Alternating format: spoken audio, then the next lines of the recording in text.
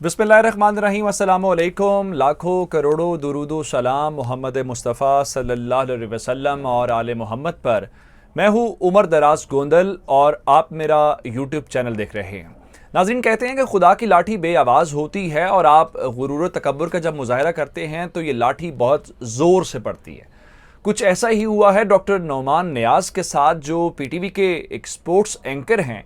और इन साहब ने जाने या अनजाने, लगता तो जाने में ही है कि इन्होंने पाकिस्तान के कौमी स्टार शुएब अख्तर के साथ बदतमीजी की और उनकी तौहीन करने की कोशिश की। उनको अंदाज़ा यही था कौन सा कोई इसके ऊपर नोटिस लेगा, ना कुछ होगा और मैं अपनी मर्जी के मुताबिक करके निकल जाऊंगा। और माजी में भी उनके रवैये के मुतालिक यही कहा जाता रहा है, लेकिन इस बार सोशल मीडिया के ऊपर रद्द-ए-अमल आया। उसके बाद विफाकी काबीना में यह मामला गया और अब इस मामले के हवाले से बाकायदा वज़ीर इत्तलात ने जब नोटिस लिया, यह खबर मैंने आपको दी थी और उसका मंतकी अंजाम हो गया है। और इस तरह से डॉक्टर नौमान नियाज़ ने अपने करियर के ऊपर और अपने पाँव के ऊपर खुद कुल्हाड़ी मारी है। और कुल्हाड़ी इस तरह से मारी है कि उन्होंने पिंडी एक्सप्रेस के साथ टक्कर ली है और पिंडी एक्सप्रेस का एक अपना नाम है। तो आज उस कमेटी का पहला इजलास था, उस कमेटी ने अपनी फाइंडिंग्स दे दी हैं और उस कमेटी के मुताबिक जब उन्होंने जो फैसला किया है, अब उस फैसले के हवाले से वो तो मैं आपको बताऊंगा। उस हवाले से भी आज ये साहब फड्डा करके बैठे हुए हैं कि तमाम इंटरनेशनल गेस्ट इस वक्त पीटीवी स्पोर्ट्स के अंदर बैठे हुए हैं और ये साहब जिद के ऊपर अड़े हुए हैं। क्या जिद कर रहे हैं ये भी आपको बताऊंगा। और एक और खबर इनके खिलाफ, जो एक और बुरी खबर है, वो ये है कि आज इस्लामाबाद हाई कोर्ट में भी इनके खिलाफ बाकायदा दरखास्त दायर कर दी गई है डेफेमेशन की, कि इन्होंने डिफेम किया है कौमी स्टार को, शुएब अख्तर को। इसमें कोई शक नहीं है। तो अब क्या होगा और ये कितने पावरफुल शख्स हैं, क्या वजह है कि इनको इतने ओहदे दिए गए हैं, किसकी बुनियाद के ऊपर, ये कितने कोई क्रिकेटर हैं, क्या माजी में पाकिस्तान के लिए क्रिकेट की बहुत सारी खदमात सर अंजाम दी हैं, ये तमाम बातें आपको बताएंगे। लेकिन अगर आपने अभी तक चैनल सब्सक्राइब नहीं किया और आप चाहते हैं कि आपको मुस्तनद और बर वक्त खबरें मिलती रहें, तो हमारा चैनल सब्सक्राइब कर लीजिए, बेल आइकन के ऊपर क्लिक कर लीजिए ताकि हमारी आइंदा आने वाली वीडियोस बर वक्त आप तक पहुंच सके।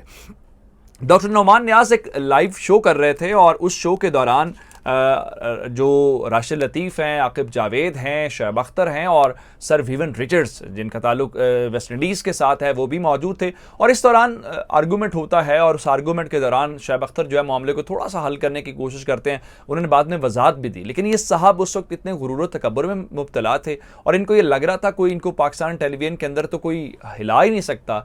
पाकिस्तान टेलीविजन तो इनको विरासत में मिला हुआ है और ये जो साहब हैं, चूँकि इनके आबाओ अजदाद ने ये इदारा खड़ा किया हुआ है, तो इसलिए ये जो चाहेंगे इनको कोई फ़र्क नहीं पड़ेगा। और लाइव शो के दौरान उन वो भी बड़े स्टार्स हैं, मेरी सर विवियन रिचर्ड्स तो एक बहुत बड़ा नाम है, लेकिन आकिब जावेद और इन सब की मौजूदगी में शुएब अख्तर की इस तरह से तजलील करना, और ये तो होता ही नहीं है। हम भी अपने प्रोग्राम्स में बुलाते हैं मेहमानों को और उनके साथ अगर मेहमान आपका कुछ ऐसा करे भी, तो होस्ट को अपनी जो टेम्परामेंट है उसको कंट्रोल करना पड़ता है, आपको कूल डाउन रहना पड़ता है, क्योंकि आप मेज़बान होते हैं। गेस्ट आमतौर पे टॉक शोज़ के अंदर इस किस्म की रवैया दिखा देते हैं, लेकिन इन्होंने लाइव शो के दौरान उस शुएब अख्तर को कहा कि आप छोड़ के चले जाएं, जिस पे शुएब अख्तर ने फिर लाइव शो में कह दिया ठीक है जी, मैं रिज़ाइन करता हूँ। रिज़ाइन करने के मामले के बाद उसके बाद पहला जो रद्द-ए-अमल आया वो सोशल मीडिया के ऊपर आया कि ये डॉक्टर नौमान नियाज़ है कौन, ये कोई क्रिकेटर है, इसने कोई पाकिस्तान क्रिकेट बोर्ड के लिए, पाकिस्तान क्रिकेट के लिए कोई बेतहाशा खिदमात सर अंजाम दी हुई हैं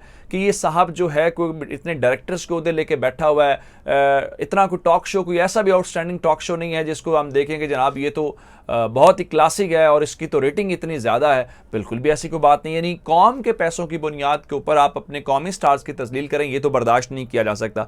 और शुएब अख्तर का फिर पाकिस्तान में एक बड़ा नाम है, शुएब अख्तर की फॉलोइंग है, सिर्फ पाकिस्तान नहीं, हत्ता कि इंडिया के अंदर शुएब अख्तर को बहुत ज़्यादा पसंद किया जाता है। और उसकी वजह यह है कि उनका वो दलेराना जो अंदाज़ था, जिस तरह से वो दौड़ के एक पूरे शेर और चीते की तरह आते थे, आपने देखा होगा कि रावलपिंडी एक्सप्रेस के नाम से उनको जाना जाता था। तो इन साहब ने पिंडी एक्सप्रेस के साथ टकरा के बहुत बड़ी गलती कर दी। सोशल मीडिया के जब रद्द-ए-अमल आया तो उसके बाद ये कहा गया कि जो वज़ीर आज़म साहब हैं वो भी नोटिस लें, और इसके अलावा जो इस मामले को देखते हैं वो हैं वज़ीर इत्तलात फवाद चौधरी साहब, इंफॉर्मेशन मिनिस्टर, वो इस मामले को टेकअप फ़ौरन करें। फिर आ गया कैबिनेट का इजलास और कैबिनेट के इजलास के अंदर भी ये मामला बहुत ज़ेर बहस आया और वहाँ पर जो मुतफ़िक़ा तौर पर सबका फैसला था, यानी मेजॉरिटी का जो फैसला था, वो यही था कि डॉक्टर नौमान नियाज़ को फौरी तौर पर बर्खास्त किया जाए, इनको टर्मिनेट किया जाए और इनको कहा जाए कि शुएब अख्तर से अपॉलोजाइज़ करें, उनसे माफ़ी मांगे आपने जो रवैया अपनाया।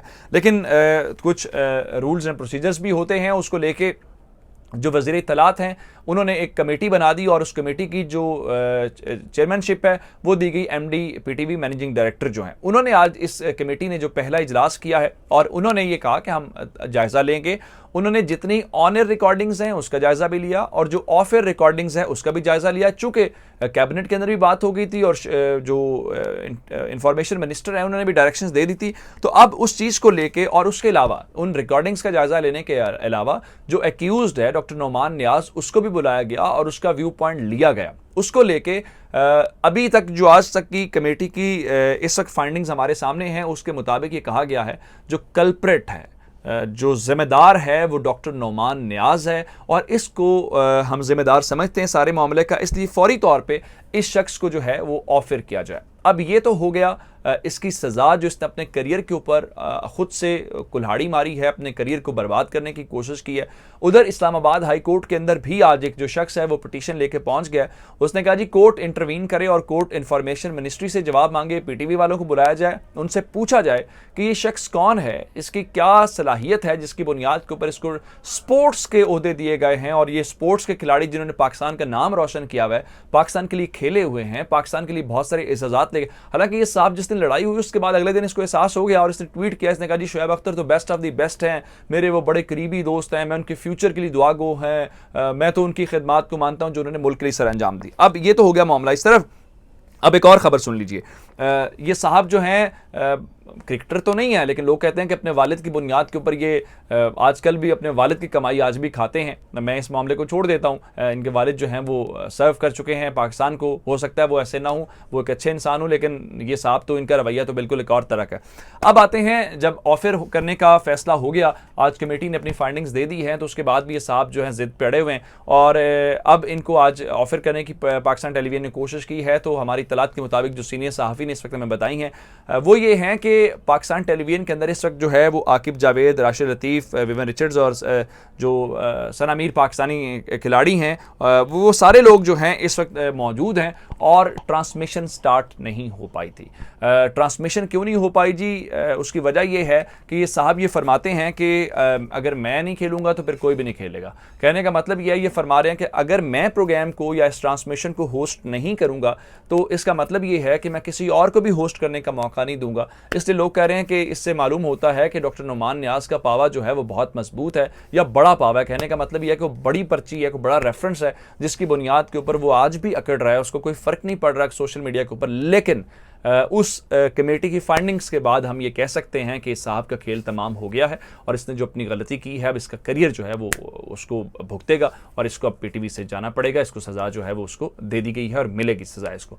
मुझे उमर दराज गोंदल को फेसबुक, ट्विटर, इंस्टाग्राम पर फॉलो कर सकते हैं। मेरा यूट्यूब चैनल सब्सक्राइब कीजिएगा। आपकी इस बातों का बहुत शुक्रिया। खुदा हाफिज़।